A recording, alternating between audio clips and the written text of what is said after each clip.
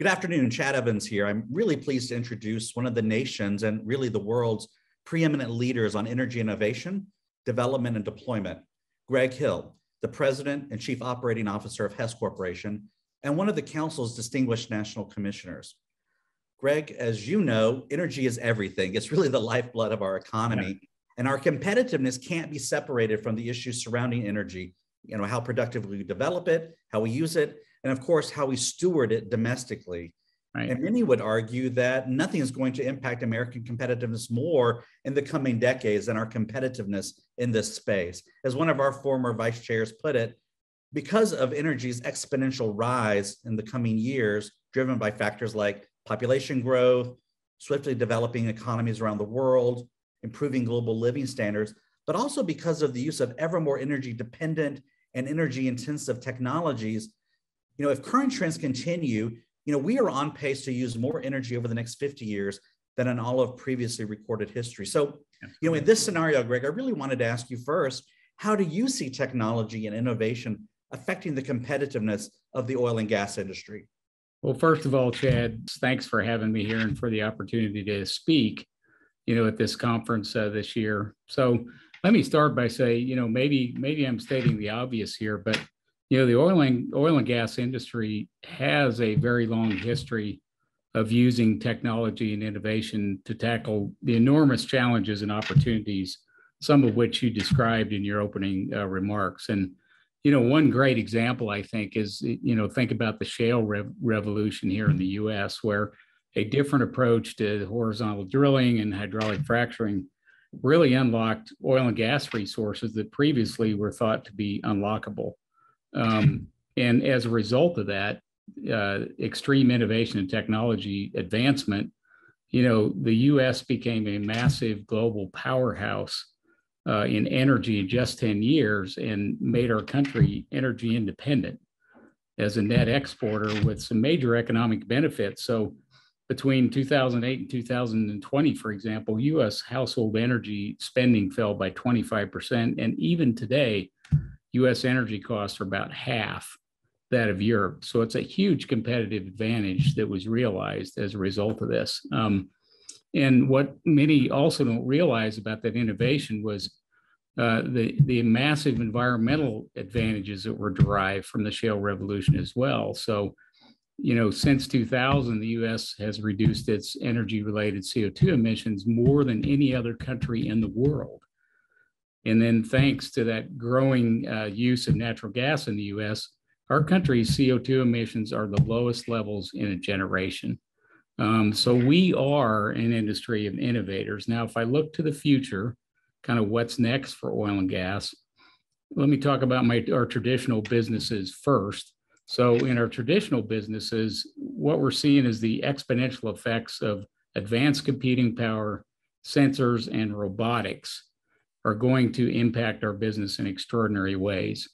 For example, here at Hess, we're focused on developing autonomous fields. So we're using those robotics and sensors and artificial intelligence to develop, monitor, and maintain our fields, to reduce their environmental footprint, reduce health and safety risks, and at the same time, increase production and lower costs. So that's on our traditional business. If I think about innovation related to climate change and mitigation and the goal of net zero, that's absolutely fundamental for our industry in this transition. We're making a bunch of strides in a couple of areas, in particular methane detection and carbon capture being just a couple of examples. And then there's a third area that we're particularly excited about at Hess, and that is the area of using plant science. We're working in conjunction with the Salk Institute to basically modify crops so that they can store gigatons of carbon in their root systems. Something I didn't know was when you plow up a crop every year, it releases its carbon. What this technology would do would make those root systems wider and deeper, and then enable those plants to store massive amounts of carbon. And to me, that's a great solution, for moving our way towards net zero. Well, Greg, it's what I think is fascinating. Well, many things about what you said, but you're highlighting the cross-disciplinary, the interdisciplinary aspects of what is going to be driving innovation going forward. And I think what you presented is really exciting. We just have a few seconds left, Greg. If there was one key recommendation you might have for the country looking forward in this era of massive global competition, what would that be? The world is is facing this unprecedented challenge it's never had before. So we're looking at energy demand that expected to grow, to 20% through 2040. And that is absolutely necessary to enable continued prosperity in the world. We've got a number of people in the world that still need access to cheap, affordable energy. While at the same time, we've got to reduce our emissions footprint, to zero. And so this is a massive, unprecedented challenge that the world has never, ever faced. It's going to require cooperation, as you said, Chad, and new partnerships, massive innovation in technology. Remember, half of the technology to get us to zero emissions so far has not been invented. So, I have, in my lifetime, I've never seen this kind of a challenge presented to the world, where we all have to cooperate together. We all have to change consumer behavior. We all have to invent technologies that haven't been invented to basically solve this very complex challenge for the world. But for the oil and gas industry, we're ready for the challenge. We've got a long history of innovation and technology. It's gotten the world to the prosperous place it is today. And we're up for that challenge, and we're going to be very much a part of this solution. And, by the way, oil and gas is here to stay for a very long time, because, of course, hydrocarbons permeate every aspect of our lives.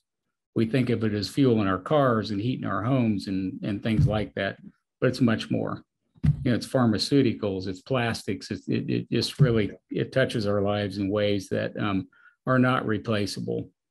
But we're up for the challenge and we're ready.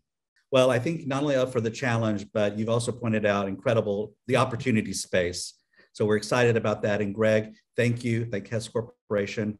Have a great afternoon. Okay, thanks, Chad. I appreciate it.